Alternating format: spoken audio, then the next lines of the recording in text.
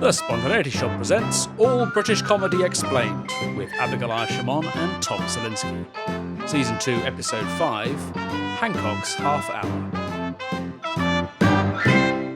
Hello there, this is All British Comedy Explained, the podcast where I, an American, finally learn about all the British comedy shows I've been missing out on. I am stand-up comedian Abigoliah, and to guide me through this comedy labyrinth is writer Tom Salinsky. Hello there, good to be back. Hello, everyone. Thank you so much for subscribing to the podcast. If you are enjoying it, we have a Patreon now where you can subscribe. For just £3 a month, you get uninterrupted, ad-free listening to the episodes here on the main feed. And for £5 a month, you get the episodes on the main feed ad-free, as well as special bonus mini episodes where we discuss a burning question related to this week's show. And in this week, we will be asking the question, is Tony Hancock to blame for cringe comedy? And on that note, Tom, what are we watching? I think we might have given it away. We're going to be watching Hancock's Half Hour.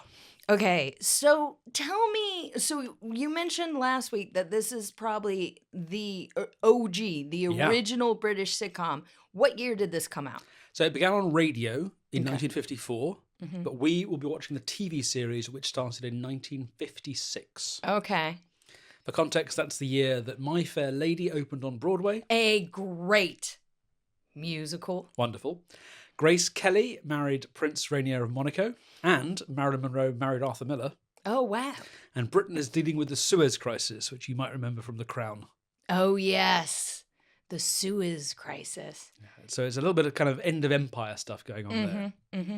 And among that came Hancock's Half Hour. Yes. Which, by the way, I guessed it came out in 55, and it came out in 56. Yeah. I was not that far off. You're very close. I'm very proud of myself. Anthony John Hancock came into the world in 1924. Oh, so this is kind of like Dick Van Dyke or I Love Lucy. It's named after the guy. Yeah. Okay. And like some of the goons, his early comedy experience was entertaining the troops during World War II. Mm-hmm. And then, now I mentioned this, Sorry, you said Tony Hancock is his name? Okay. Anthony John Hancock is his full name. He's known as Tony Hancock. John Hancock. Put your John Hancock there. And you know where that comes from. Yeah. Do I know where that comes from?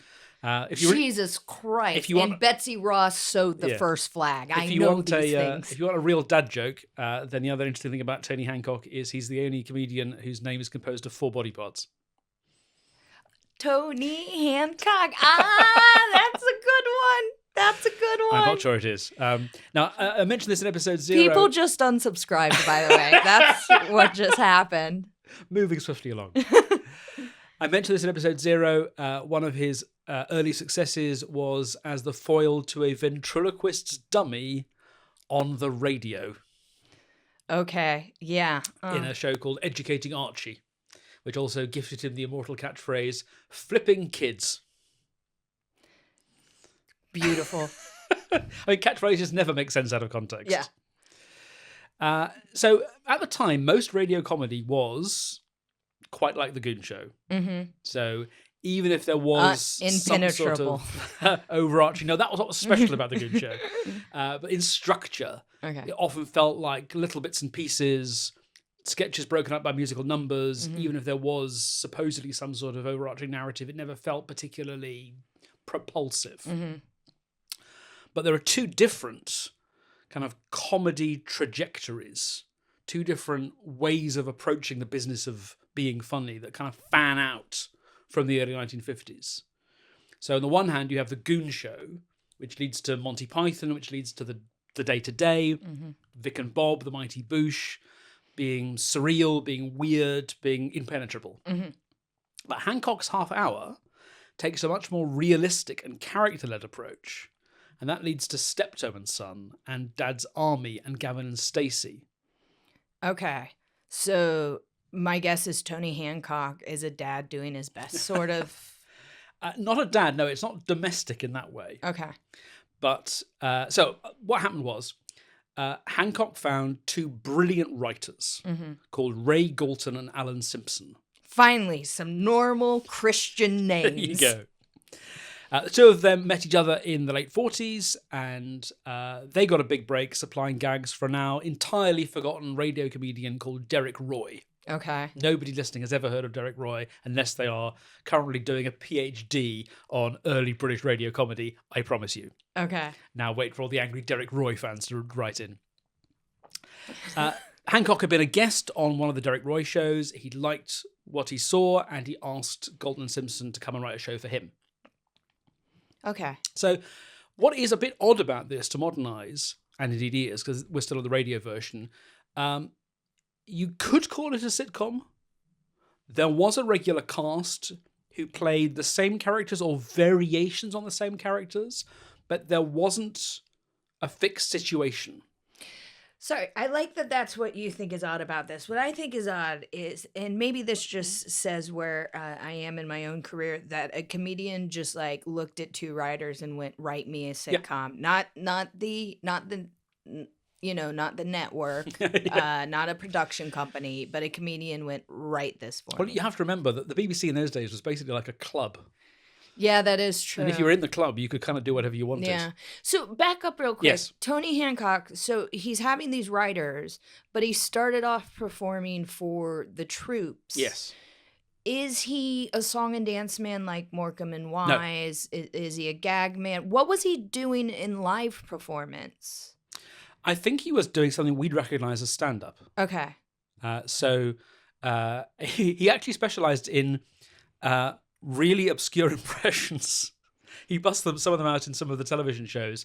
And sort of the joke is he's doing this brilliant impression of somebody that three-quarters of the audience will have no idea what they actually look and sound like. Okay. He's a ventriloquist on the radio. Yes, and he does impressions people know. People don't know, yeah. Yeah. In these early Hancock radio shows, there's one unbroken story for the whole episode. And that itself was fairly unusual. There aren't musical interludes. Mm-hmm. But it isn't like The Good Life, where you set the situation up and every week you come back to see a different variation on that theme. Mm-hmm. So often, Hancock would play a kind of less successful version of himself. Okay. A struggling comedian living in the London suburb of East Cheam. And this character was called Anthony St. John Aloysius Hancock, just to differentiate him from the real Anthony John Hancock. This sounds like all of those shows and independent films that came out in the early 2000s. Mike Birbiglia did Sleepwalk with Me. There was another one with Chris Gethard about, this is in America, of course, about auditioning for SNL. Yes. Crashing. Like all these comedians being like, I know what the people want. They want me to talk about comedy. Yeah. But sometimes his career's going better, or sometimes he has a different profession altogether. It's like, what can we do with this star performer that will be interesting and funny this week? Okay, so to be honest, that just sounds like a comedian to me. Sometimes you're a stand-up comedian. Sometimes you work in a bookshop. Yes. Now, have you ever heard of an actor called Sid James? No, I don't think so. So he was a mainstay of British television and film comedy. Mm-hmm. He is one of the leading lights of the Carry On troupe. Okay. He was a Cockney. And he very often played Hancock's best friend, sometimes his flatmate. Mm-hmm. And then other members of the repertory company were Kenneth Williams, who we've mentioned a few times now, who played generally annoying characters. And then Hattie Jacques as Hancock's secretary, and an Australian actor called Bill Kerr, who played Hancock's lodger. And that character kind of became more and more dim as the series progressed. Okay. So is this going to be like the sitcoms we saw in the 70s where everyone speaks with a really posh British accent, bar the one Cockney guy hired? I mean, a little bit, yes. Yeah, okay. Some of the old British character actors in these shows will sound alarmingly posh, even posher than Tom and Barbara. Does the Cockney actor like play it up even more to like an offensive Dick Van Dyke and Mary Poppins level? Is he like, hello, governor, I'm a chimney sweep, I am. I don't understand why I don't get hired for more voice work in this country. It's not at all clear. My accents are perfect. What happens over the course of the radio show is what they discover is the less it feels like a collection of crazy sketches, and the more it focuses on the truth of Hancock's rather neurotic, self-undermining persona, the more popular it becomes. Okay. So it moves to television while it's still on the radio. They overlap for a while. Oh, weird. Yeah. And it was a club, and you could do anything if you wanted. were in it. Yeah. And the TV version lent even more heavily on the Sidney James, Tony Hancock relationship. And in the TV show, is he a comedian just down on his luck? Often, but not always. There's an episode in which he's a flight attendant. There's an episode in which he's a barrister. Okay, you don't go from barrister to comedian to flight attendant in real life. And they just never acknowledge the change. There's never I thought I'd give this a try. Nope. So to that extent, the episodes feel a little bit sealed off, a little bit self-contained. Yeah, they feel like mini plays. It's the personalities that remain the same. So one of the things they got particularly good at is contrasting Sid James' very easy, relaxed, working-class charm with Hancock's frantic aspirations and social climbing. Okay. So is this another one where we're going to deal with class? Very much so, yes. Very much about class. And it was all a huge success, and Hancock became a huge star. And so is Hancock then, so you have his Cockney friend who's like more laid back. Is Hancock an uber posho? Not an uber posho. He is a social climber. Okay. So he is sort of... Basil Fawlty type. Well, a little bit less middle class than Basil Fawlty. Oh, okay. But with real aspirations, like desperately wanting to better himself. His nickname was the lad himself. So he is... it's not a nickname if you give it to yourself. He is working class with aspirations. Okay. And Sid James is working class and happy where he is. Okay. And that's the fundamental difference. Okay. The longer the series went on, the more the real Hancock fretted about becoming half of a double act. Oh, he wanted to be the star. When they moved from radio to TV, he got rid of all those other sporting players. He got rid of Hattie Jakes and Kenneth Williams and Bill Kerr. And it was just him and Sid. And after about 5 or 6 series, he insisted on doing the next series without Sid James either. On TV? On TV. It went for 5 to 6 series on TV. Okay. So the 7th series, which was just called Hancock, instead of Hancock's Half Hour, includes some of the most celebrated episodes. In The Bowmans, Hancock is a radio actor who's fired from what's clearly supposed to be the Archers. In The Lift, he's stuck in an elevator with a cross-section of British society. In The Bedsitter, the only actor is Hancock himself, and he never leaves his own front room. That's a cheap way to make television. Yeah. But the writers were like, you don't want Sid James? What if we don't give you any supporting cast? Oh, were they trying to actually fuck them? So we're going to watch a show from the 5th series because very little of the 1st and 2nd series survives. Exists. A lot of it went out live. And then from the 3rd series onwards, there are scattered episodes. And then from the 4th and 5th, they're not doing it live anymore. And it was therefore easier to keep archive copies. You can see actually in some of those early ones, people fluff. Sometimes Hancock acknowledges the fluff. There's an incredibly funny bit where... Kind of like Pete and Dud. Yeah. Yeah. I think it's called There's an Airfield at the Bottom of My Garden. That's an episode in which Sid James plays an estate agent and Hancock buys a house off him, which he wants to have fancy dinner parties in. But the reason he got it so cheap is because there's an airfield at the bottom of the garden. Okay. And every time planes land, the entire house shakes and everything falls to pieces. And a table that had been rigged to collapses early and it's going out live. So the actors just have to try and hang on to this table and hold it together and abandon all the rehearsed blocking. But I thought that would be too distracting, so we're not going to watch that. We'll watch a pre-recorded one from the 5th series, and then we'll watch what is undoubtedly the most famous episode of Hancock's Half Hour, even though by this stage it was just called Hancock, The Blood Donor. And that will be our 2nd episode. Okay. And then I will tell you what happened next. All right. So I think I'm going to see Hancock in a hospital donating blood. That is what happens to the blood donor, yes. I think there's going to be an archetype of either a very angry matronly nurse or a sexy nurse, depending on which way we want to cast women in 1956 in a male-led sitcom. Is there an episode... Oh, no, that's a prediction. I'll say it anyway. Then I might not have a prediction. If he sometimes is an actor, is there going to be anything where he has the opportunity tackle a meaty Shakespearean role, and we get to see him prepare. Yes, that. kind of. Yeah, that is the kind of thing that happens. Are we going to see it in one of these episodes? No. Okay. And then, and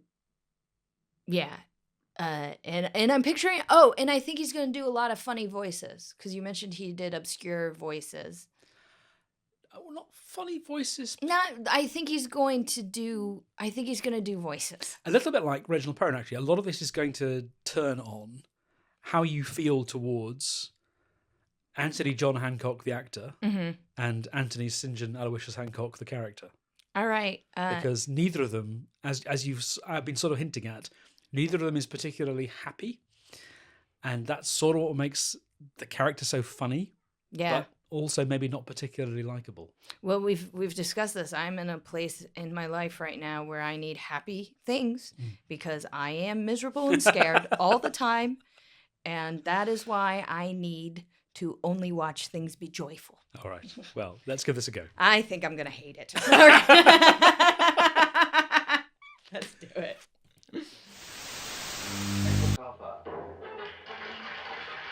Is that him? Well, this is the famous address, 33 Railway Cuttings, East Cheam. Hancock's half hour. How am I forgetting everyone's name? Alfred Hitchcock. Hancock's half hour. Yes. Okay. Wait, if the key is inside, why does he think they've been robbed? Because. Oh, ha! You know my philosophy. Eat, drink, be merry. Tomorrow we snuff it. If you got it, spend it. And if you ain't got it, get it. I like him. To be fair, this is what it's like every time I leave my house and come back. I find this very relatable.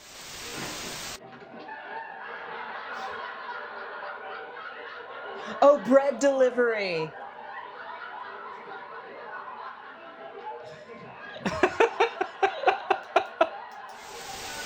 Abigoliah, what did you think of Hancock's half hour? I really enjoyed it. Oh, good. And I really, like, the way you set this up, I was like, I'm gonna hate it. A couple of things. One, after seeing the first episode where it is him and Sidney James, I can't imagine why he thought he would be considered a double act, because he's very much the star of the show, even though Sidney James brings so much to it. Secondly, I really did like the second episode, but as I kept saying, it's like, is he reading cue cards? Is he spiking the camera? Which leads me to wonder, which I didn't bring up the first part, but you mentioned how he basically got Sidney thrown off the show because he didn't want to be a double act. Then he kept like getting rid of other characters, so much so that the writers basically writ him in like to just be by himself. Yep. The first episode we watched, I didn't notice him reading any cue cards. The second one I did. I liked Hancock's half hour. Is Tony Hancock an asshole? Like the actor. Yes. Well, is he a bit of a diva? I mean, do you want that story now? Yeah. Okay. I mean, you know how is this you were gonna save for what happens next? Yeah. I mean, I'll give it to you now, and then we can go back and talk about the show. Yeah. So, you know how sometimes this part of the episode is a little bit depressing? Oh, no. Buckle up, buttercup. Okay. This is going to be rough. So, after recording The Bowmans, which was in the middle of that 7th series, Hancock was involved in a car accident. Oh, no. And was suffering from concussion. He'd never found learning lines particularly easy, but now he found it impossible. And the only solution was to put all his lines up on cue cards and teleprompters. And that episode, The Blood Donor, was the first episode for which that was the case. Because they were on this weekly schedule. They couldn't get off it. But Hancock ended up using the same method for the remaining episodes of the series and essentially the rest of his career. Oh, I don't have to learn lines anymore, so I won't. As it turned out, that 1961 series was the last. Earlier that year, he tried to break America. He made a feature film called The Rebel, directed by Robert Day, with a script once again by Galton and Simpson. He did all right in the UK, but it absolutely flopped in the States. No one was interested. And that sent him into depression. So having got rid of Kenneth Williams and Hattie Jakes and Bill Kerr from the radio show, having got rid of Sid James for the television show, now he announced he wouldn't be working with Galton and Simpson any longer and fired his agent in the same meeting. Oh, wow. He'd also had a really bruising encounter on a BBC talk show called Face to Face. Back up for a second. Yeah. The concussion. Yes. Because I feel bad being like, he's using cue cards. He is a diva.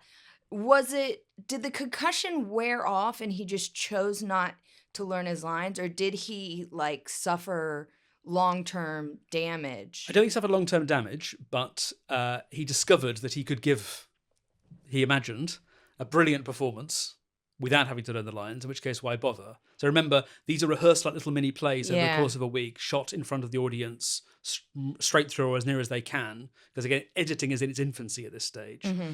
And if he didn't have to learn the lines, why would he go to all that time and trouble? Because it looks like he's looking right down the camera. It I genuinely... really didn't know if you were going to notice that or not. Oh, how could straight you away. not? No, well, most people who are much less television literate than we are, watching in 1961, had no idea. Of course. At one point, I was like, am I watching like a PSA to give blood? Like a funny way to be like, donate, kids, because it kept being like... It was so clear to me. Anyways, sorry, go on. So he fired his writers, he fired his agents. So there was this show called Face to Face, hosted by John Freeman. And the idea was we get a famous figure and we sit them down and we really kind of drill into like who they are, what do they believe, what are their secret fears, and the kind of searching questions that he was asked in this interview. And it's all shot with these like terrifying close-ups, really kind of shook him. One thing that you do in your comedy is to ridicule the things that you dislike in life. Is that true?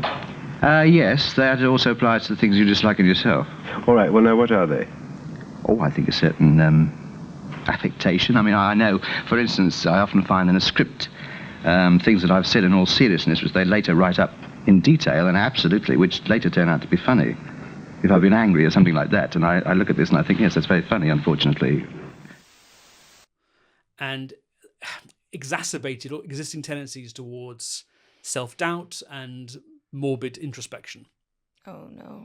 Now, Galton and Simpson, the writers, by the way, didn't much mind that they'd been fired. Okay. Because A, they're working for a diva, but also they were immediately offered a new series by the BBC called Comedy Playhouse, which was a series of one-off pilots. So they got to write, I think it's 8 different ideas for sitcoms. One of those was turned into the show Steptoe and Son. Oh, wow. Which ran for 8 seasons over 12 years. Amazing. And then Comedy Playhouse kept going with other writers, and that gave birth to, among others, Till Death Us Do Part, Up Pompeii, Are You Being Served, Last of the Summer Wine. Okay, wow. So they went on to like flourish. Yeah, exactly. Yeah. Hancock found himself a new writer, Philip Oakes. They worked together on another feature film called The Punch and Judy Man, which was much less broad, much more of a kind of comedy drama, drew very heavily on Hancock's own childhood, and this time he was going to break America. And he didn't. He did not. Yeah. So he returns to television. He made 13 episodes for ITV with various different writers contributing scripts. It was not a success, and despite Hancock's star power, the show was never repeated. So ITV have poached this huge BBC star. And it didn't work. So now he has no trusted collaborators, and he turns to drink. He had divorced his first wife to marry his publicist, Freddie Ross, in 1965. This didn't seem to make either of them particularly happy, and Freddie Ross attempted suicide the following year. Oh, wow. Okay. Hancock is also alleged to have had an affair with the wife of his best friend, actor John LeMessurier, who we'll be meeting when we watch Dad's Army. Mm-hmm. And Hancock took his own life in 1968. I had a feeling this was going to end at the age of 44. Jesus Christ! Writing in his suicide note, things just seem to go wrong too many times.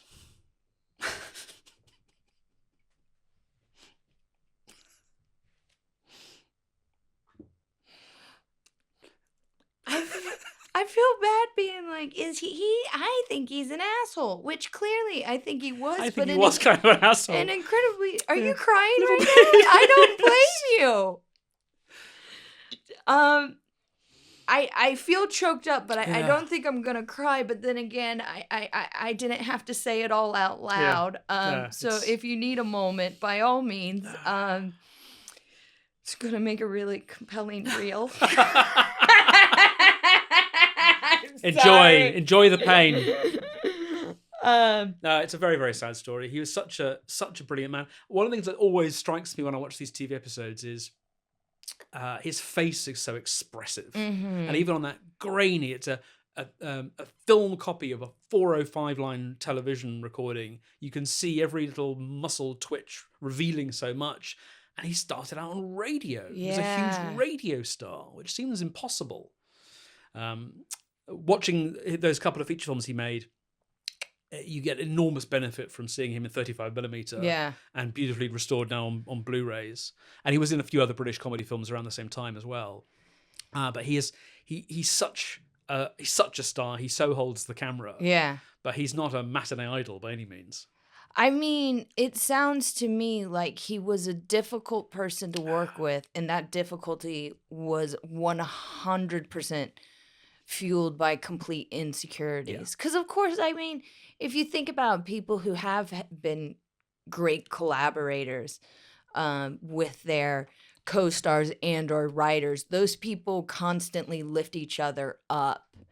And even if one of them becomes famous and one of them is like, you know, the sidekick character, like they know that they don't have to fire one of, you know. I mean, you hear about like Martin and Lewis come to mind. Yeah. Where they're a very odd pair because they're very different kinds of performers. Yeah. And they had, I think, quite a big falling out when Jerry Lewis wanted to go his own way. And I was just thinking, like, he didn't want to be a double act, but as we just watched Absolutely Fabulous, like, Jennifer Saunders and Dawn French were a double act that then went on to have incredible careers separate from each other because they were such strong comedians.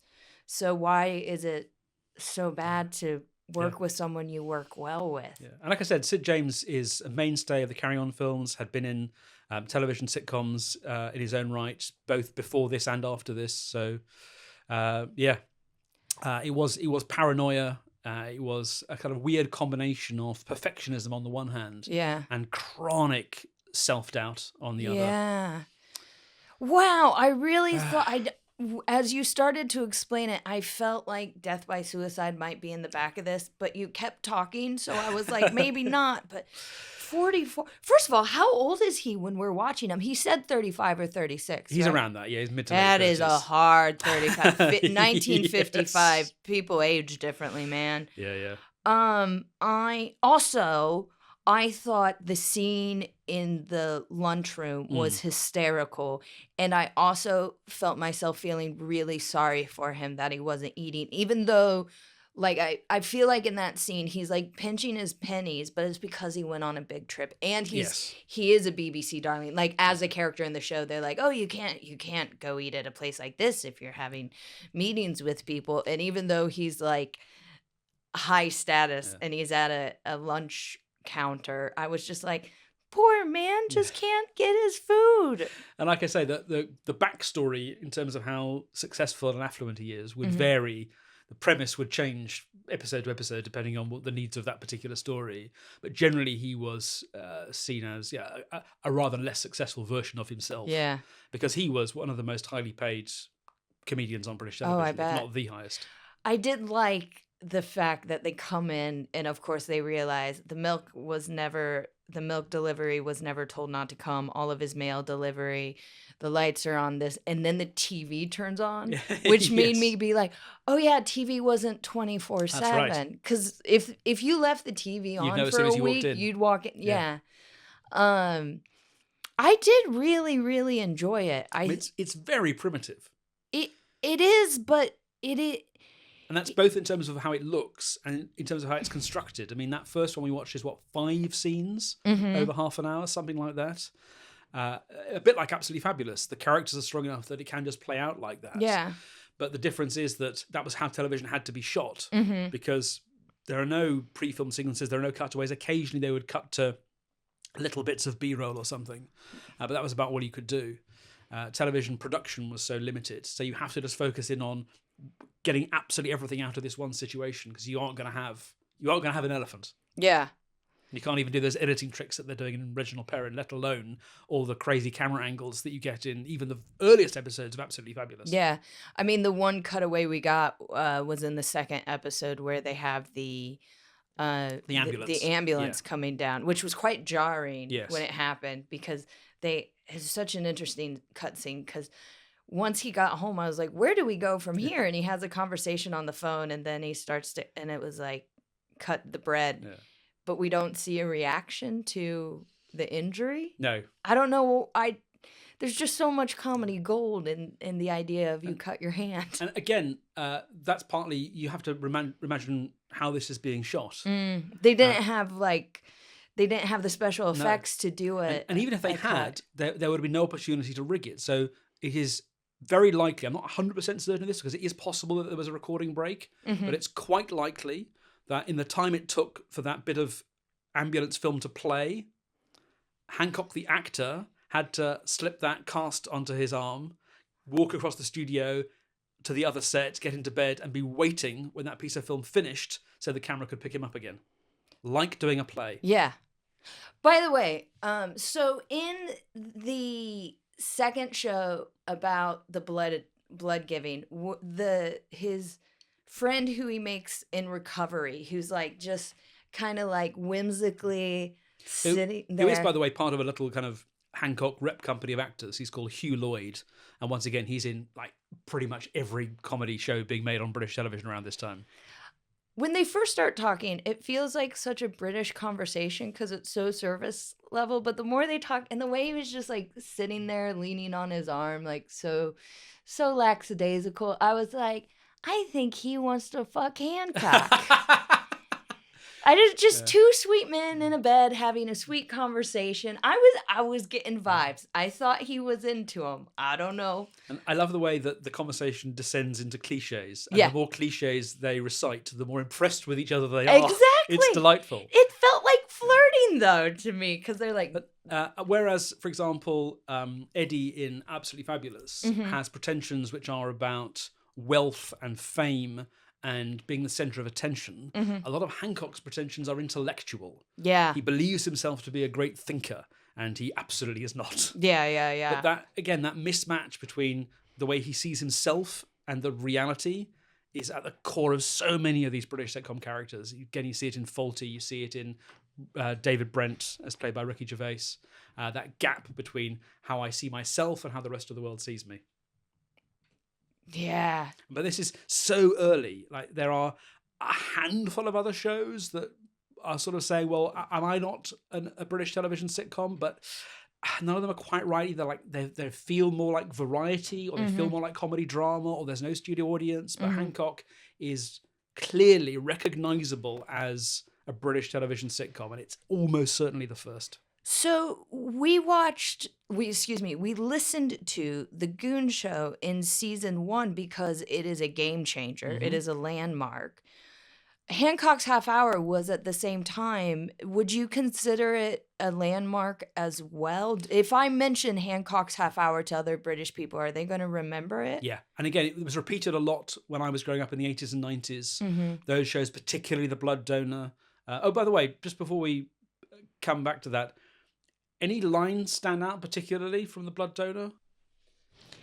I didn't write many notes, so there isn't a specific line or anything that sticks out. So just as with Eric Morecambe saying, I'm playing all the right notes, but not necessarily in the right order, there's a line from The Blood Donor, which is the line everybody thinks of when they think about Tony Hancock, and it's in this pantheon of incredibly famous lines from British television comedy. And it's, a pint, that's very nearly an armful. Oh, yes! Okay, yeah, I get that. I can understand why that was a good line. By the way, when in the first episode we watched, when him and Sid are sitting there and he's rolling a cigarette, and he's like it's cheaper this way. Yeah. Every comedian I knew who smoked rollies, I think everyone's quit now, but it was just like, you see, it's cheaper. Yeah. Yeah, I mean, I liked it. It's one of those things that I think I would watch if it was on, which of course it's never going to be just on because no one surfs channels anymore. Or at least I don't. If there was like a, Britain Gold show that showed it. I don't know if I'm going to search it out. I mean, is it on iPlayer or anything like that? 2 random episodes are on iPlayer at the time of recording. I don't know why those 2 or what. And I've told you that a lot of the premises of episodes are a bit unpredictable. And we did have a little chat about this before we watched them. Any other predictions of things that you think future episodes might include? I mean, okay, so the first one, he's a bit of a broke performer. The second one, he is giving blood. And I feel like it's a bit of like, look at me suffer / look at me be better than you sort of thing. So is there an episode where he like volunteers or is like collecting for charity or like a clothing drive? Not that I remember, but it does sound like the kind of thing he might do. Yeah, I'm like, am I totally off base here? Or that sort of self-aggrandizement, that look at the sacrifices I'm making. It's very in character. But no, I don't remember one with that particular premise. As I said, some episodes are missing, and there have been various attempts to recreate them, both on stage and on TV and on radio. Kevin McNally has played Hancock, and so has Paul Merton, who is a big fan of Tony Hancock. Oh, cool. Opened up completely new horizons for me. Friends all over the world. None in this country. But all over the world. What time is it now? 11 o'clock. Time I hit the airwaves.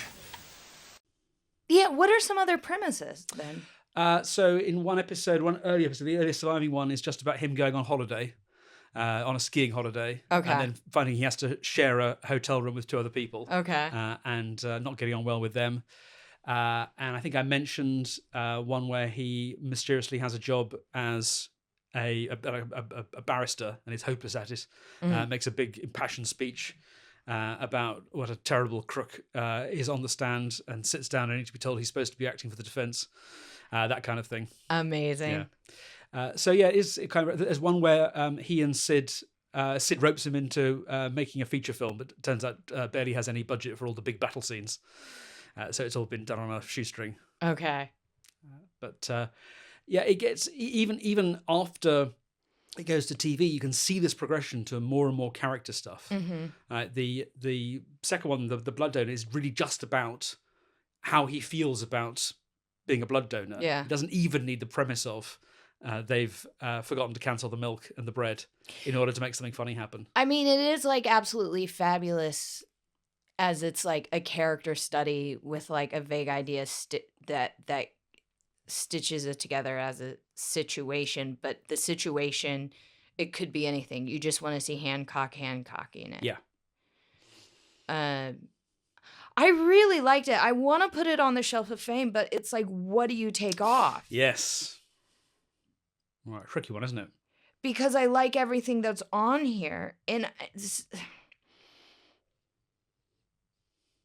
I mean, for a start, anything that goes on would inevitably push Morecambe and Wise off the bottom, unless you also move Morecambe and Wise at the same time as you do this, which you're entirely welcome to do. Yeah, here's the thing. At the end of the day, I think this might be a little bit out of order. I think Victoria Wood is definitely number 1. The Day Today is definitely number 2. Not only, but also is 3 for sure. Ab Fab, we're going to keep at 4. Faulty Towers, I put at 5, but why didn't I put... I'm sorry, I haven't a clue at 5. We're going to switch. Listen, we are rebuilding the house, guys. So we're going to switch Clue and Faulty Towers. Okay. Morecambe and Wise is going to go after Faulty Towers, which means it's at number 7, which means The Office is at number 8, which means the young ones... What did I like more, The Young Ones or The Good Life? I think The Young Ones are at number 9, and then The Good Life is at 10.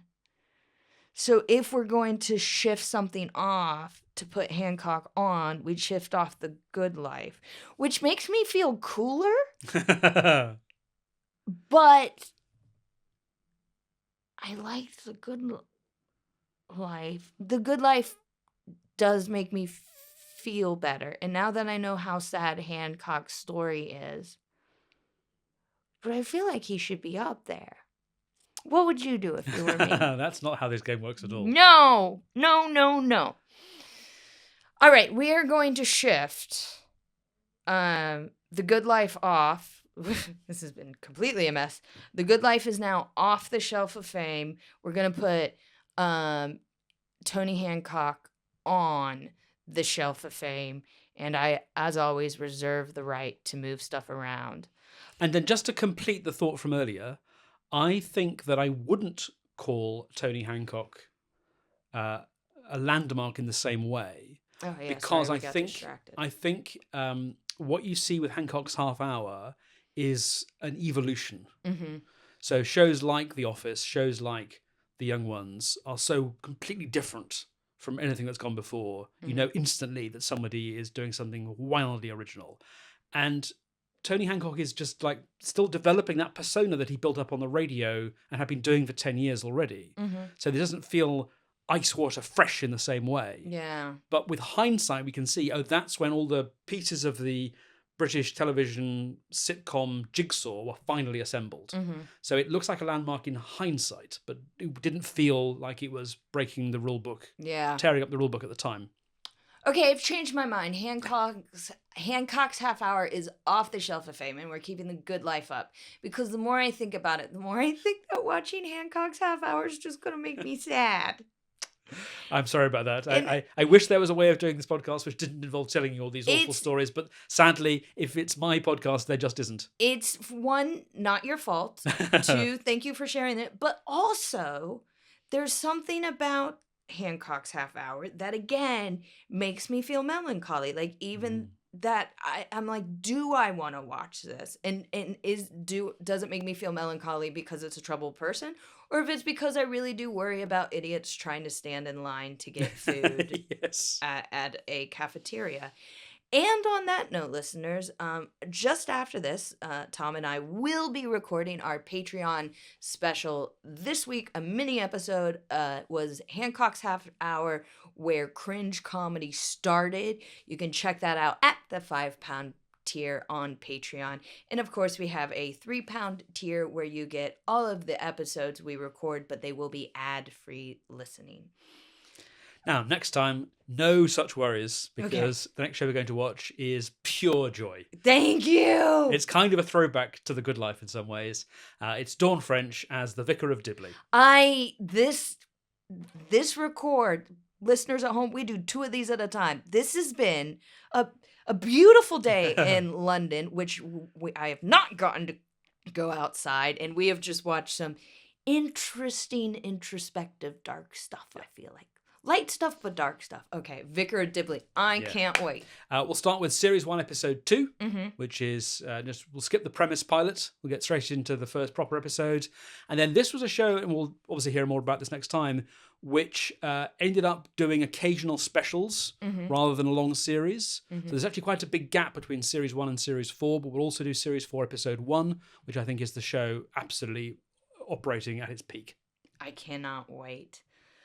Guys, thank you for listening to the podcast. As always, thank you for your supports. If you'd like to support the podcast a little further, go to your podcatcher app, leave us a review, or tell a friend about the podcast. Word of mouth is the best way to spread the news. And if you'd like to help us out with a little bit of money, as I mentioned before, we have a Patreon. And get in touch with us. Let us know what you think. You can drop us an email. You can leave comments on our YouTube or our social media. And we also have a Substack where there'll be a little essay to accompany this week's episode. Yes, please check out the Substack. It's something that Tom is working very hard on. And until next time, I'm Abigoliah. And I'm Tom. Cheerio. Bye-bye.